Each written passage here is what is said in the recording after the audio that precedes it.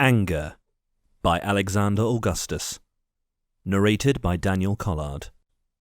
Volume 2, Chapter 4.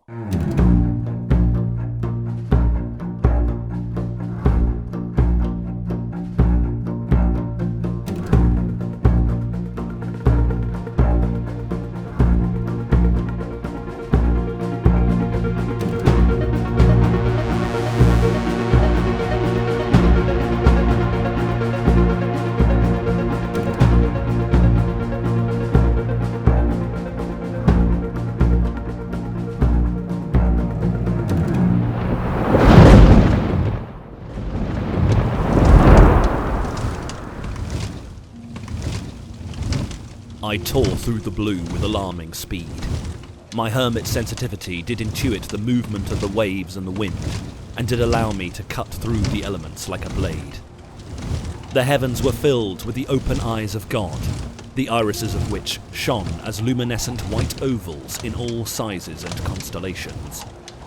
There was great beauty in the wilderness of the blue, and if one stared down into the clear water, bizarre and brilliant life forms could be observed mingling with the fish and weeds below, the many varied mutations of Cup's form. But the blue was full of seductive danger, of a nature far more crafty than the dangers of the red. The whole atmosphere seemed to be conspiring to pull me into the water, to lose myself in abstract mysticism. The fragrant salty air did make me feel light and weightless. Small clouds of sea air did chill my brows and waft the scents of herbs and cooking flesh, which did cause me to salivate and hunger. The water itself called to me, the clear ocean, like unto crystal, beckoning me down, down, down, with the sparkling allure of precious jewelled treasures. I was light-headed in all my heads. I was empty and desiring of fulfilment. I did catch glimpses of my reflections in the shining face of the water, and these reflections did call to me. I peered down with open eyes into the expanse of sea. My cells in the reflections appeared to glow with contentment. "Halt!" I ordered the serpents. They slowed to a stop, and we did sink down into the water. I did clamber out of the serpents, and kneel on their outstretched and floating scales. I did lean down and inspect the reflected images of my faces. I was fixated and encapsulated. A thirst had been created within me. I was astonished by myself, and hung motionless, with fixed expressions like statues carved from marble. The water presented a reality greatly improved. I did land my terrible child body down onto the surface of the water and did stare too with those eyes. The rings floated atop the water and slowed to a halt, folding flat onto the water's surface. Silence.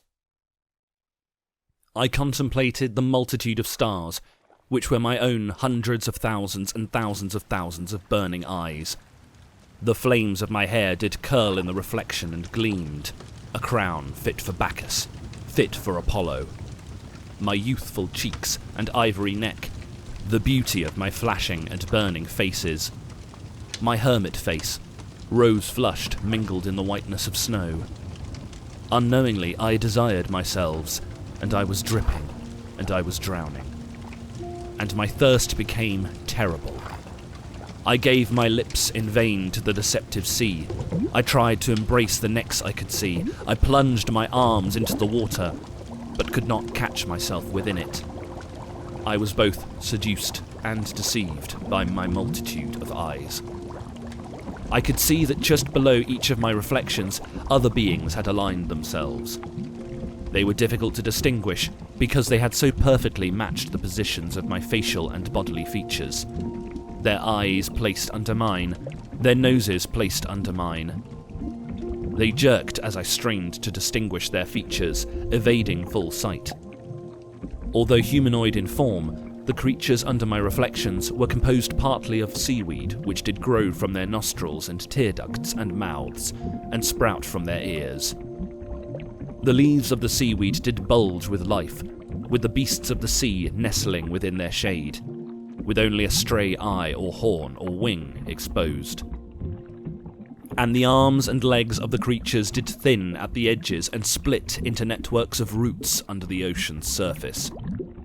As I did lean in and break the water's face with my nose, the water did whisper back to me softly. Yes, yes, come and see, for you shall receive all you desire.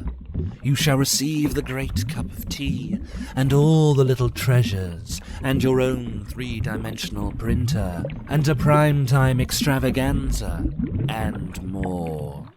You will receive an exhibition with an audience. Something was exasperatingly beautiful about the scene. My hundreds of thousands and thousands of thousands of eyes did dilate with all pupils, allowing something like love to take over my body. My heart beat faster and faster, yet my bodies were swept over and over with cold flushes. I did try to catch the fleeting images of myself, but in vain. What I tried to grasp was nowhere, and when I disturbed the water's surface, what I loved was lost. My faces did all sink below the surface of the water. I felt I had the power to fight the feeling, yet I did not. I did not. And I remembered this feeling. You will receive mentoring and contacts, and I shall give you ID. The soft voices continued, and my heart beat like a wretched caged bird, and my palms did sweat like I had been drugged. Yes, I remember now how it was, I thought. I was paralysed. Perhaps this place, right here, is where I should lay to rest. I am so very tired of fighting against the will of others. The quest I had been on seemed now abstract and formless. I did lean in also with my hermit body, the tip of my sharp teeth slicing gentle ripples in the water's surface. I was unable to see through those blind eyes, but seeing with the eyes on my other bodies, I did reach into the water with my sensitive hands caressing the seaweed and beasts within, and I did lean in to kiss the watery phantoms. As I did so, the seaweed about their faces did unfurl and lift out of the sea, wrapping around my necks and arms and legs and rings and organs and things about my body which should not be touched. My flames began to extinguish. The trails of the seaweed were wet and gooey upon my skin, and as their liquid seeped into me, it became bitter and venomous like bile. And the water did instruct to me with a penetration as if from my own voice. You are nothing. Suddenly, a hideous high-pitched shriek did burst through the smooth crystal of the water, breaking its surface into violent ripples and explosions of bubbles. The uncanny cry tormented my ears, a high, hiccuping yell of agony. Startled, I jumped back from the water. I had impaled one of the seaweed phantoms with the two-edged teeth protruding from my hermit mouth. Lo, I did behold, skewered and flailing about, was a grotesque imp. I was confronted with the thrashing, howling and screaming body of a plant-like, cup-like specimen, not young as my bodies were, but old, like the elders in the red. Upon leaning into it, my teeth had pierced straight through the back of its head, and blue blood did pour down the seaweed of its gnarled and gnashing face. The sunken eyes were pale and unfocused, darting about wildly, and its lily-white body was sagging and repulsive, with nipples drooping like sad, disgusting eyes above a mouth-like belly button on a lonesome face. Its long white hair did plait and mingle with the plant life growing from the creature's form. The green weeds from its mouth and eyes were thrashing about, trying to attach themselves to me. Those putrid, livid weeds did leave sticky trails on my body, which did sting and burn. The elders of the blue had stalked me, and cast visions upon me, and upon their foreheads the name of deception and abuse. The blues had made me lose myself within my own mind, and they had toyed with sacred recesses which should not be touched. bile rose in my stomachs and brought the flavour of disgust to my lips. I had the dazed and startled feeling of someone violently woken from a dream, and in shock I did shake my hermit head, flinging the imp-like elder and launching it into the rings of my child body, with which I did cut and chop. I fell to my hermit knees. I was suddenly dirty. Not outside, but inside. My terrible child burned brighter with shame, and the elder's eye did surface in the ring. At the sight of their fallen brother being impaled, butchered and eaten, the other elders did flee, grasping and paddling through the water with their gangly limbs and seaweed tentacles. I did not pursue them. I did not want more of them inside me.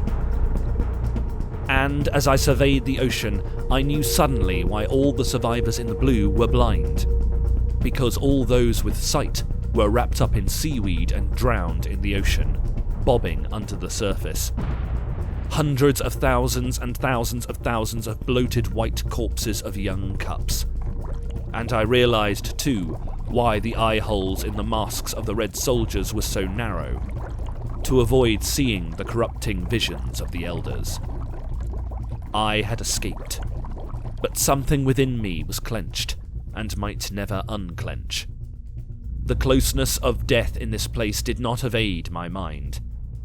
I did wonder which of my bodies had allowed this type of weakness into my fold, that I may be so easily infiltrated, and somehow I did begin to loathe my grinning and flashing face of mischief, which did continue to grin and flash even in this bitter moment. I did climb back into the safety of knife, fork and spoon, and did close all eyes except those of my terrible child. I propelled myself far, far above the water's surface and into the heavens, where I could navigate without immediate danger. I did not look willingly back down into those waters. Quickly I built up speed, and the sickness did pass. I did continue on my quest, and after several hours of travel I beheld, lo, in the midst of the blue sea, the hanged beast floating far off in the distance. All about him a war did rage, and I did enjoy seeing the red soldiers slashing violently at the blues. And I did enjoy too seeing the blues slashing violently at the reds. I observed the natives of the blue more clearly here, not the elders, but the younger cups who did resist the blue elders and reds alike. All were blind. They could not fight like true soldiers, but in some degree they were attacking the enemy and defending themselves. They could breathe underwater, but they did also spring into the air to attack. And as they did rise from the water did rise with them, flowing up into the air with the blues suspended inside like insects trapped in amber. Their little cup bodies had grown into mutated forms, crossbred with serpents and flying creatures with stingers and horns, and with leaves and flowers. Their heads were surrounded by light blue bubbles of liquid, which did flow and ebb as they moved, just as that of the hermit's tears. And these bubbles did glow with their own internal light. As they waved their arms, they did send waves through their bubbles, and use them as extra limbs, such as hands to clasp or legs to walk. The bubbles did support their body weight, and like this they meandered and evaded capture. And they were very small. They looked not as though they had eaten a single person in their whole lives, but remained puny little children, each the size of one of my hands. Unable to see, they did use their limbs to feel for their enemies, clambering fearfully around them, through the gaps between their legs, over their bronze masks and under their arms. They dived in and out of the sea, and they did indeed appear quite disorganised and purposeless. No wonder the red soldiers were able to infiltrate the blue so comprehensively, I thought. The natives of the blue did roar with the multitudes of many waters, and the conquerors from the red did roar back with the cries of many trumpets. And the fighting did rage across the blue, in the water and over various platforms that surrounded the hanged beast. The red agents did swim bravely into the ocean of the blue, fighting against all odds. They did bite down on their bronze mask swords with their teeth and slash and hurt, and they had also their noses, which were sheathed with their metal coverings, with which they did stab and hurt. They swam in triangular formations. They fought the blue, who seemed to follow no formation and flowed freely, weaving in between the soldiers, ducking and diving.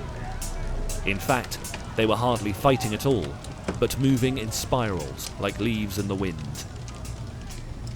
And lo, I did behold one of these small blue boys, with a leafy head like a cabbage, send his head bubble into the ear of a soldier of the red, and he did drop his bronze mask, and his pupils did dilate as if on morphine, and he did turn blue with liquid pouring from his eyes and ears and nose. In this moment, he did transform into an agent of the blue. His eyes turned pale and useless, and he did now float away and swing his nose sword against his swimming red brothers. And lo, I did behold the red soldiers cutting and slashing and impaling the little blue boys. And many of the reds were fully grown men, and they did use brute force with extreme prejudice. And the blue cups did sing, I am he that liveth, and was dead, and behold, I am alive for evermore, amen, and have the keys of hell and of death. And upon hearing this, I do think that perhaps their keys were more convincing than mine, and perhaps I had not the phone, money, or keys I needed after all. And all the while, the gigantic hanged beast did lie face down in the sea. His skin was almost translucent, and one could see his blue veins and arteries and organs working inside his body, like unto a jellyfish. He appeared to have no bones, but maintained his form by lying very still indeed. There was a tail atop his head, and with this he did sway in the tide like some floating plant. Every now and then, the tail would twitch excitedly, like the tail of a cat pawing at a string. And lo, I did behold the hanged beast spake with a booming voice that could surely be heard throughout the entire blue. Turning his colossal head, and with a face half submerged, he did cry as a multitude of many waters. Look, I've just had a really long day, and I'm really tired. I just want to chill out, and you guys are really doing my head in. With that, the giant did turn his head once more below the sea. Careful to cast all my eyes up to the heavens, so as not to be drowned by the lure of the creatures in the sea, I did now turn to the red and blue soldiers fighting amongst the scaled bodies of knife, fork and spoon, and did ask, How did the hanged beast come to be so large, and where doth his power lie? One red soldier paddled away from the melee to reply, The hanged beast is very ancient, perhaps as old as the wisest elders. It is fabled that in the beast's great birthing storm he did eat only of the plants of the sea, and now he floats with mouth open, swallowing up all the water in the blue, growing and growing as he doth swallow the whole sea. I see, I replied. And his power, where doth it lie? I looked up at the multitude of glowing god eyes above. For the hanged beast did hurt the shells, and Prophet Boris Johnson did decree that if any man will hurt them, fire proceedeth out of their mouth, and devoureth their enemies, and if any man will hurt them, he must in this manner be killed, and so the beasts of the blue did destroy Almighty Cap. It was clear that I would not get a satisfactory answer. With this, the hanged beast turned its vast head once more to the side, and did decree with a roar of tens of thousands and thousands of tsunamis. Can you change the channel, please? I can't stand EastEnders now that the whole cast is balding and crippled. And if you're gonna head to the shops, can I get a 6-pack of Strongbow and some Haribo? Any of the sour ones? Not Star Mix, please. Thank you. And then turned once more to face the sea. I knew not of what the monstrosity did speak as it lay limply, but my intuition told me that this creature spake the divine truth of ID, and his scale alone could help me escape. Propelling my child body down, I did wield my golden measuring reed and accelerate across the ocean, letting out a hideous, high-pitched shriek with a great voice, as of 100 trumpets. With the reed I did measure the full height of the hanged beast. I then flew higher and higher, up to the roof of the heavens, and did measure the height of the heavens. Yes, the two measurements did accord with one another. If I could compel this beast to stand and lift my bodies up, then perhaps I could cut through the heavens with my hermit teeth, or use the beast's colossal arms to push one of God's eyes out altogether and climb through the skull. I would need my serpent carriers to grow in size and lift the hanged beast's legs up. Knife, fork, spoon, have I been good to you? Have I not named you as men? And have I slain you not, nor eaten you not? Yes, master, they replied. Good. I fear I have not much time. You must act now. Eat all the beasts of the sea, all the slithering beasts, scaled, beaked, clawed and venomous creatures, all beating their useless wings which cover their faces. Tens of thousands and thousands of thousands inhabiting the sea, resting not day nor night, saying, Holy, holy, holy, almighty, which was and is to come. Eat them now and grow, grow, grow, grow!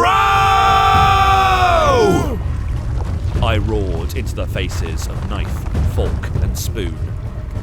I unleashed the serpent upon the sea, and the sea became as the blood of a dead man, red and sticky everywhere. Animated with the fury of lightning, knife, fork and spoon did suck upon their brothers and sisters of the sea. As they consumed, they did grow and grow, in thickness and length, until they coiled around the whole battlefield. Still they supped and grew, until every living beast in the sea was devoured. Their bodies were enormously thick and long, and did float like colossal felled trees upon the water. Clambering onto the scaled back of Fork, I was able to swim my duo of mischievous adult bodies through the zone of war and over to the floating hanged beast. I did poke and prod the floating giant to get its attention, but its flesh was soft and gooey, and I began to sink into its body. Its semi-transparent flesh was like unto bubblegum, and I did slip and stick as I tried to pull my feet and hands out. As I struggled, the hanged beast did turn its head once more to the side and call out, Guys! It did boom through the universe. I'm not fully on board with the whole cleaning thingy you've pinned up here. Quite honestly, and I don't want to be the one that always complains, but I do think I'm quite tidy in general, and putting me on a rota like this feels a bit totalitarian. Just saying. No offence or anything. And with that, he did submerge his head once more. Puzzled, I did ask myself, what magic incantations doth he speak? My child did hover down and join in the tug of war to release my mischievous bodies from the hanged beast. I grasped with all four hands, but one of the bodies slipped. And then, in resignation, I did allow one of myselves to sink into the depths of the beast, while my other escaped, pulling myself up on the straining rings of the child. I did call to the great beast. Hanged beast! This is my body, which is given for you! Take me to the new world! And the flames of my light did burst through the entire 30 cubits and a span of his body. A bright pale light did flash across his surface from one end of the blue to the other, lighting up the sea and alerting everyone on the battlefield of the event. And all the blue soldiers on the battlefield did turn and cry, "Oh holy! Oh holy! Oh holy!" And all the red soldiers did turn and cry, "Oh holy! Oh holy! Oh holy!"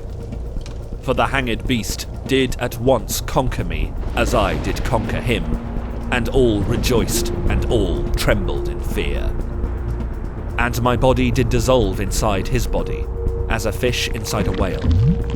But my density was great, and my matter did weave and climb inside his jelly like the tendrils of a vine, clambering for stability, giving structure to his form. My red did dye his left, and my blue did dye his right, and branches of bone did burst to life through his musculature with astonishing speed. And the transparency of the hanged beast's skin did at once turn opaque red on the left and opaque blue on the right. And then the colours did slowly merge into one another, like watercolour paint. And the drowned body became a peachy pink cup, colossal and terrifying and solid. And I did feel my mischief and shame and anger and skill and loneliness pouring into the hanged beast. And equally as potent, I did feel the serenity and agreeableness of the hanged beast wash through my other 3 bodies. It did both tickle and sting inside my fingers and toes as our limbs fused into one another, and I felt the tail on my giant head flicking and swaying around as it felt and found itself. I opened my giant eyes and felt the pale pupils dilate wider and wider, and through these eyes I could also see the vision of my 4 bodies merging into one. I twitched and stretched my new body out like a hand entering a glove, and with my colossal foot I did kick down the wall between the red and the blue. And the 2 seas did pour into one another, and I drank of the sea.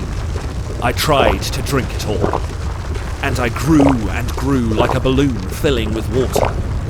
I opened my mouth, and I did rip and bite clumps of matter from the seabed and from the islands and the hidden places, drinking, eating, devouring everything, and everything writhed and pulsated and bled.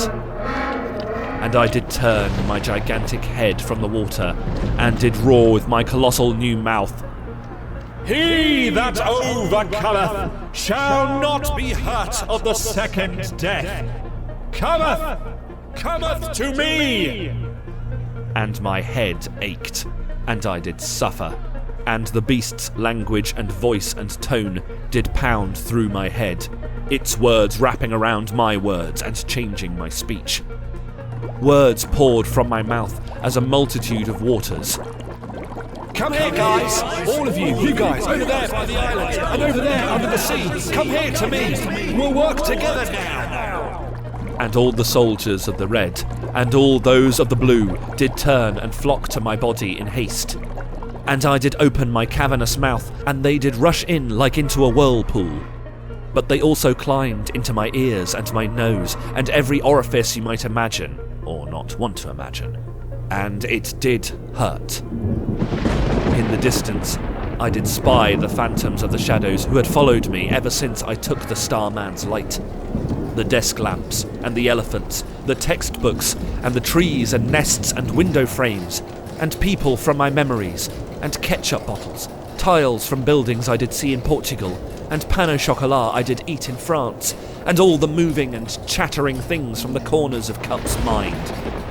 They did also march in a parade, And they did come to me, and did pour into me, gnawing holes in my heels, and climbing up through the insides of my legs as they did dissolve into me. I boomed out, "It's okay, little ones. Be brave. Come, come." And they poured into me. And piece by piece, I began to recall roads, and buildings, and fruit, and friends, and snoring, and stars, headache, and the ecstasy of finishing exams. "Not up my bum!" I shouted as I manoeuvred my tree trunk arm around my backside to flick all the clambering little people away. I was growing, and beginning to push up against the edges of the world. My shoulder was now touching the heavens, and I had to recline into a fetal position, as if about to be born. "Knife, fork, spoon! Quickly, come to me!" I commanded the serpents, who had gathered up all their brethren, and now spiralled up around my gargantuan legs and clung to my frame. They did spiral up to my ears and whispered, "We are afraid of the world outside, sir." And I did boom back, "Please be brave." And I did grasp my remaining mischievous body in my left hand, and I did shield my sensitive hermit body in my right hand, and both of these appeared to me as tiny dolls compared to my enormous new body. And with the hermit's arms, I did hold my terrible child body, and the rings of eyes did spin around me, and my selves did brace all together. Memories of Cup's life were flooding back to me. I mean, Cup in the outside world, in London, who and where I used to be, and, I guess, who I am once more. I remembered my phone, which lay smashed and broken on the ground, full of disconnected and unresponding phone numbers. I remembered my money, or lack thereof. I remembered my keys, which were imminently to be taken away from me through eviction. And I remembered, too, my utter powerlessness against a system it was impossible for me to join with. "I have found ID!" I boomed with my mouths. "The light wins once more!" I cried with a loud voice, as when a lion roareth, and when I cried, 4 thunders uttered their voices, including from my new giant hanged body. I closed all my hundreds and thousands of hundreds of eyes, ready for impact. I was becoming whole and undivided once more. And I remembered. Yes, I remember now how it worked. I had not power, but I did have integrity. And upon my forehead, the name of integrity. A bright fire engulfed everything, and out of the fire went forth lightning. Its tines electrified every fibre inside of me.